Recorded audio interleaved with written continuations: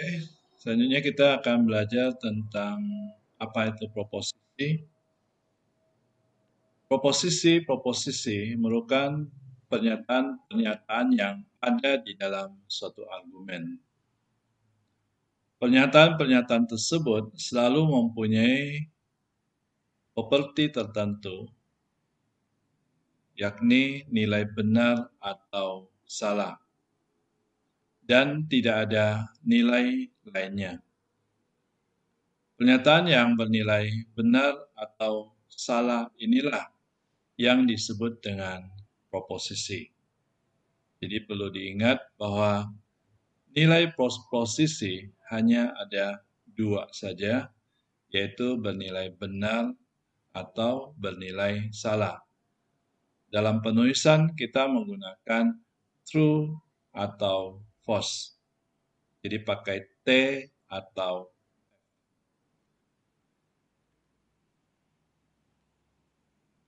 misalnya pernyataan tentang program komputer ini memiliki bug. Proposisi seperti ini dapat bernilai benar atau salah. Karena secara program, maka bisa dilihat apakah programnya itu ada kesalahan atau tidak. Bisa bernilai benar atau salah. Ini yang disebut dengan pengertian teknis dalam sebuah pernyataan. Ini adalah permasalahan pengertian teknis. Persoalan yang terjadi, ternyata banyak sekali pernyataan dan argumen yang tidak bisa dipakai dengan pengertian teknis. Contohnya di sini ada 3 pernyataan berikut. Coba perhatikan. Yang pertama, angka 8 adalah angka keberuntungan. Jadi kalau kita lihat kendaraan-kendaraan yang ada, banyak sekali orang ingin bahwa angka dari plat motor maupun mobilnya itu menggunakan angka 8. Mengapa? Karena menurut orang-orang tertentu bahwa angka 8 itu adalah angka keberuntungan. Jadi kalau dalam bahasa dialek Chinese, misalnya dalam penyebutan angka 8, itu ada yang menyebutnya menjadi pot. Pot itu adalah kaya. Jadi dapat dikatakan bahwa angka 8 itu adalah angka keberuntungan. Kalau kita memperhatikan juga dalam penggunaan kode-kode yang sering digunakan pada kode dari produk-produk yang dijual, banyak sekali produk itu menggunakan angka 8. Itu menurut kepercayaan masing-masing. Artinya dengan menggunakan angka 8 adalah angka yang keberuntungan. Karena angka 8 itu angka yang sempurna, tidak ada awal dan akhirnya. Jadi menjadi satu kesatuan. Kemudian kalau kita lihat dalam pandangan feng shui, di situ angka 8 juga sangat diperhatikan, yang menyatakan bahwa posisi pada sebuah tempat itu dianggap bagus apabila posisi itu menunjukkan angka 8. Jadi biasanya angka yang dianggap bagus pada aturan di Feng Shui itu adalah 168. Mungkin pernah melihat ada rumah makan dengan nama Ilufa. I di situ adalah 1, Lu 6, Fa adalah 8. Jadi 168. Jadi pada saat menggunakan sebuah aturan di dalam Feng Shui, maka posisi yang bagus di dalam suatu ruangan adalah pada saat angka kuanya itu berada pada angka kua 168. Itu menurut kepercayaan dalam Feng Shui. Sedangkan angka 5 di dalam Feng Shui itu dikatakan tidak bagus karena 5 itu menyatakan sa-qi. Jadi ada energi pembunuh di situ. Sehingga kalau misalnya seseorang ingin melakukan perbaikan di lokasi tertentu pada rumahnya, maka harus dilihat dari angka pada bintang terbang di dalam sebuah aturan di Feng Shui, ada istilah bintang terbang. Artinya perubahan angka kua pada posisi di dalam arah mata angin di dalam kalau diukur dari posisi di dalam sebuah ruangan. Jadi pada saat angka 5 berada pada posisi tertentu, maka angka 5 di situ menunjukkan bahwa di situ ada kondisinya sedang energinya tidak bagus atau disebut dengan sa-qi.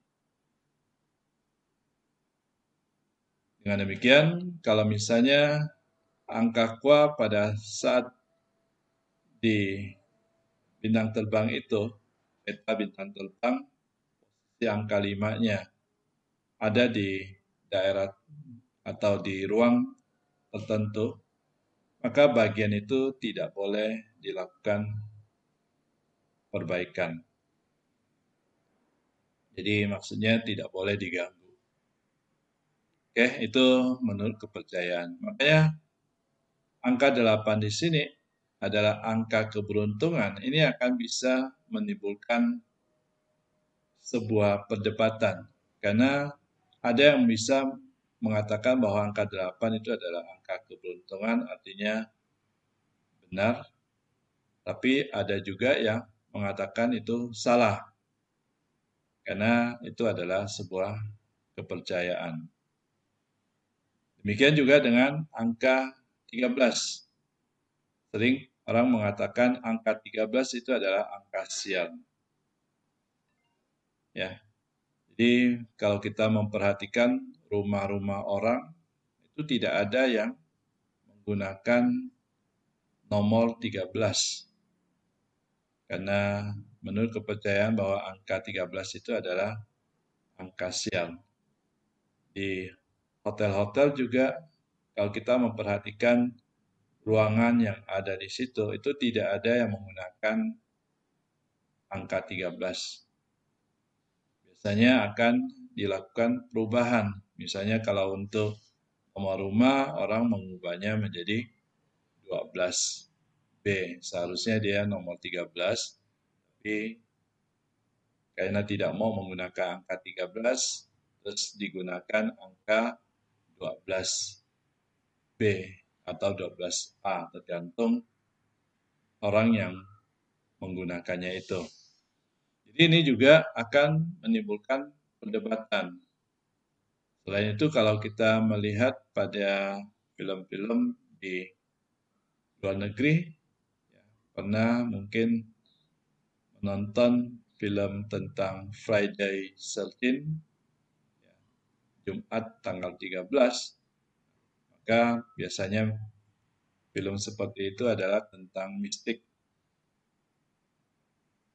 Ya, juga misalnya contoh lain kalau kita mengatakan bahwa pada saat berkunjung ke pantai utara, jangan menggunakan pakaian berwarna hijau, karena akan ada masalah nantinya. Karena menurut kepercayaan bahwa warna hijau itu tidak boleh digunakan di pantai utara. Karena menurut legenda yang ada bahwa di pantai utara, yaitu Nyi Roro Kidul, itu menyukai warna hijau. Makanya menurut beberapa informasi yang diperoleh, bahwa pada hotel yang ada atau penginapan yang ada di pantai utara, itu di situ ada satu kamar yang khusus memang untuk sesajen, tidak boleh dipakai, karena itu untuk ditinggali oleh Nyi Roro Kidul. Itu adalah suatu kepercayaan. Jadi kalau pernyataan itu disampaikan dalam sebuah argumen, maka pernyataan seperti itu akan menimbulkan perdebatan. Karena ada yang mengatakannya benar, namun ada yang mengatakannya salah. Kemudian juga kalimat Indonesia negara yang kaya raya. Ini juga bisa menimbulkan adanya perdebatan. Jadi ketiga contoh di atas itu mengandung perdebatan. Karena setiap orang memiliki pendapat yang berbeda-beda. Artinya pernyataan seperti itu tidak dapat dipakai atau dijadikan sebagai proposisi. Selain pernyataan yang mengandung perdebatan atau tak berarti, bentuk kalimat perintah atau pertanyaan juga tidak dapat dijadikan proposisi.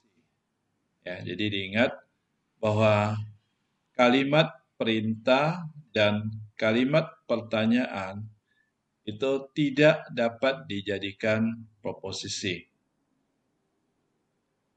Jadi dipandang dari sudut proposisi, suatu pernyataan mungkin tidak sepenuhnya benar atau tidak sepenuhnya salah.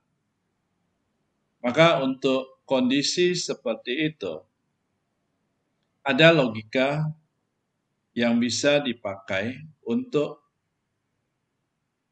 permasalahan seperti ini, yang sifatnya itu tidak mungkin sepenuhnya benar atau tidak mungkin sepenuhnya salah. Logika yang dimaksud itu adalah logika Usih. Jadi logika Usih itu akan memberikan nilai di antara benar atau salah.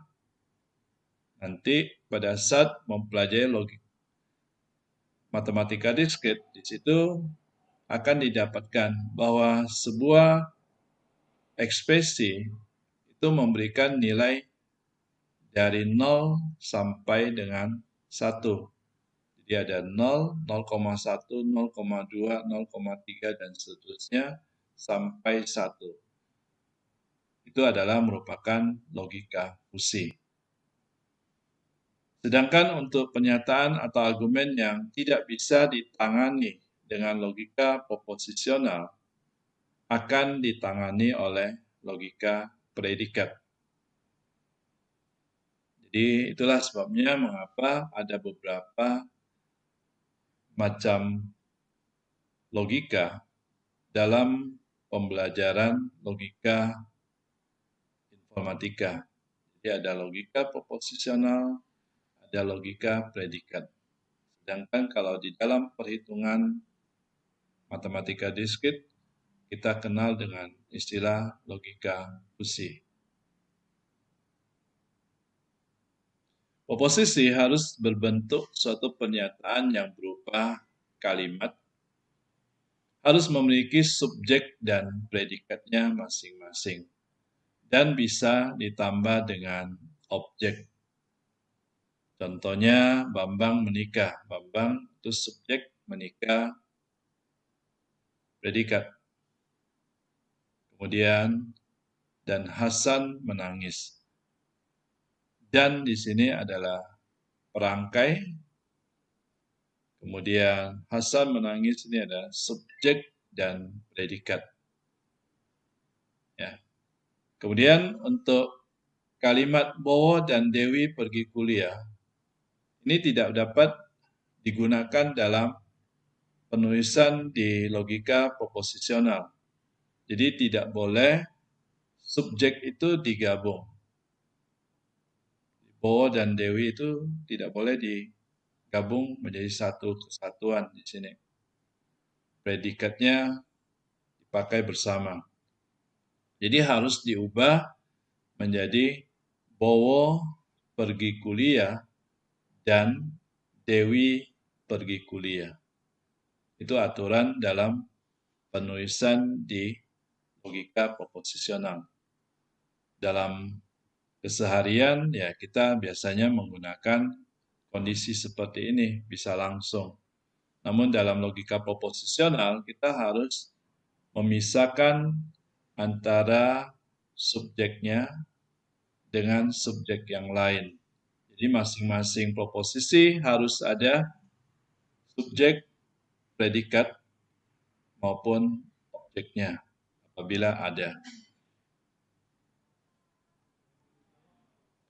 Kadang ada kalimat yang cukup panjang dan memerlukan pemecahan kalimat untuk menangkap proposisi-proposisi yang ada. Misalnya contoh, saya akan sekolah walaupun tak punya uang. Kalimat ini memiliki dua proposisi, yaitu saya akan sekolah dan saya tak punya uang.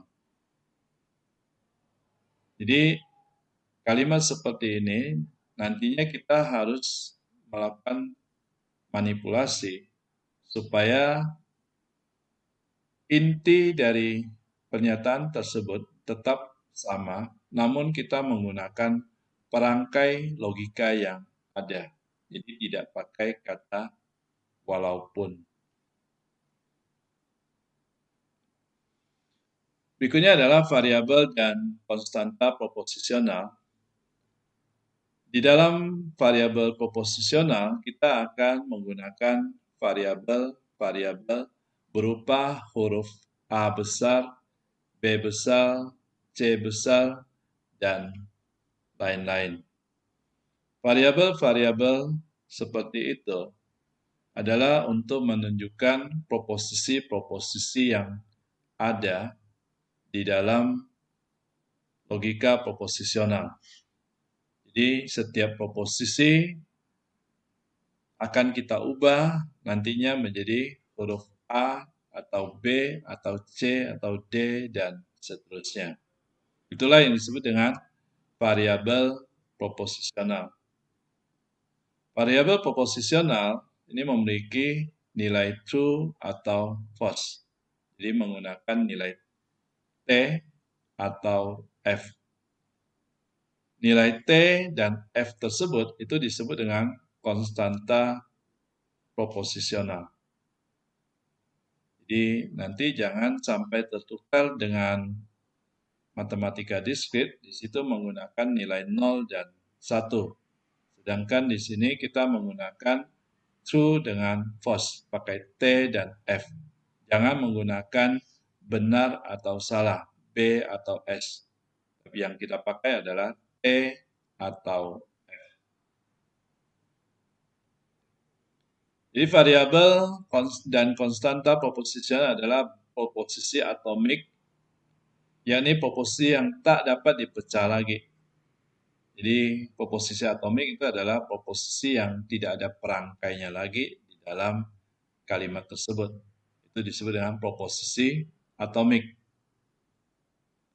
Menggabungkan beberapa proposisi atomik dengan perangkat tertentu itu akan menghasilkan proposisi majemuk. Nanti akan kita pelajari pada bab 4 tentang proposisi majemuk. Bagaimana cara merangkainya. Di sini kita memberikan beberapa contoh dasar saja. Misalnya proposisi majemuknya adalah A all B. Atau boleh ditulis dalam bahasa Indonesia A atau B. A and B. A dan B. Not A. Bukan A. Ya. Jadi or and not di sini ini adalah perangkainya. Perangkai proposisi. Nanti juga ada if, jika, maka, if, then. Dan masih ada juga ekivalensi.